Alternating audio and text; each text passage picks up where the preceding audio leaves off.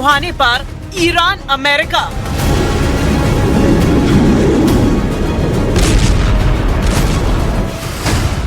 Iran में बड़े operation की तैयारी में अमेरिका।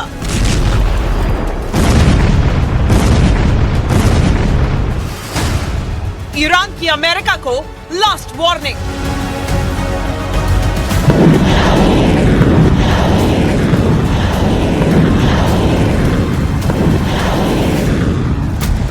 ईरान अमेरिका तनाव अब सिर्फ बयानबाजी नहीं रहा, बल्कि सीधे युद्ध की चेतावनी में तब्दील हो चुका है और मिडिल ईस्ट एक बार फिर जंग के मुहाने पर खड़ा दिखाई दे रहा है।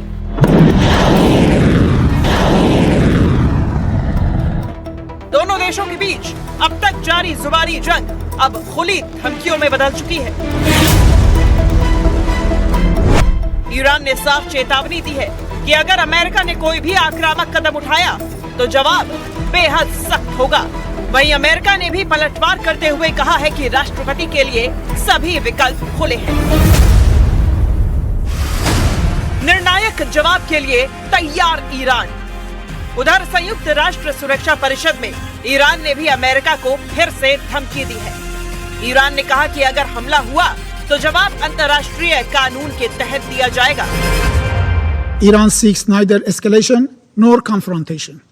However, any act of aggression, direct or indirect, will be met with a decisive, proportionate, and lawful response under Article 51 of the Charter. This is not a threat. It is a statement of legal reality. Responsibility for all consequences will rest solely with those who initiate such unlawful acts. America ने पीछे हटने से किया इनकार। Iran को दी गंभीर नतीजे की चेतावनी। ईरान की इस चेतावनी पर अमेरिका भी पीछे हटने को तैयार नहीं है। व्हाइट हाउस की तरफ से फिर कड़ी धमकी दी गई। अमेरिका ने साफ किया कि अगर ईरान में हत्याएं हुई तो परिणाम गंभीर होंगे। यही नहीं, अमेरिका ने यह भी दावा किया कि दबाव का असर है कि ईरान में फांसियां रुक गई। What I will say with respect to Iran is that the president and his team have communicated to the Iranian regime that if the killing continues, there will be grave consequences. And the president received a message, as he revealed to all of you and the whole world yesterday, that the killing and the executions will stop. And the president understands today that 800 executions that were scheduled and supposed to take place yesterday were halted. And so the president and his team are closely monitoring this situation. And all options remain on the table for the president.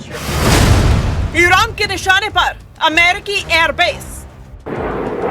Iran ने America को खुली धमकी देते हुए कहा कि अगर वो आगे बढ़ा तो फिर सीज फायर या बातचीत जैसी कोई गुंजाइश नहीं बचेगी। ईरान ने अब अपनी नजर उन देशों पर भी टेढ़ी कर ली है जहां अमेरिकी एयरबेस मौजूद है। ईरान ने साफ कहा है कि सऊदी अरब, यूएई, कतर, बहरीन, तुर्की और इराक में मौजूद अमेरिकी एयरबेस सुरक्षित नहीं है। بعد فکر میکنید ایران این بارم آتش بس رو قبول میکنه؟ من همینجا عرض میکنم، امیدوارم حرفای من این آقای ترامپ بشنوه. آقای ترامپ، سال دوم جنگ ما راه افتادیم. ما سال دوم جنگ راه افتادیم، 5 استانمون هم اشغال بود.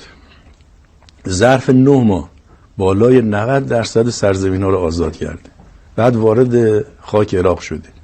تا آخر جنگ، یعنی 6-7 سال، هرچه آقای ریگان و شوروی و التماس میکردن ما دیگه ادامه ندیم، ما ادامه دادیم.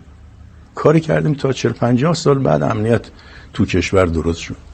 ما توصیه میکنیم عقب برید، دیگه بیشتر از این جلو نیایید.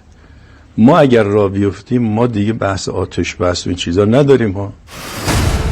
ईरान के साथ खड़ा हुआ रूस। अमेरिका को दी ईरान में गलती न करने की सलाह। उधर रूस ने अमेरिका पर अंतर्राष्ट्रीय कानून के उल्लंघन का आरोप लगाते हुए साफ कहा कि वो ईरान के खिलाफ किसी भी जबरदस्ती की कार्रवाई का विरोध करेगा। रूस ने अमेरिका को चेतावनी देते हुए कहा कि सैन्य कार्रवाई पूरे इलाके को तबाही की ओर धकेल सकती है और इससे क्षेत्र में बड़ा परमाणु और मानवीय संकट पैदा कर सकता है।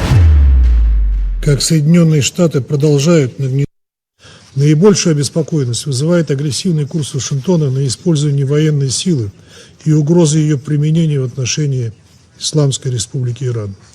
Осуждаем подобные действия, какими бы аргументами они ни обставлялись, как представляющие собой грубейшее нарушение международного права и устава ООН.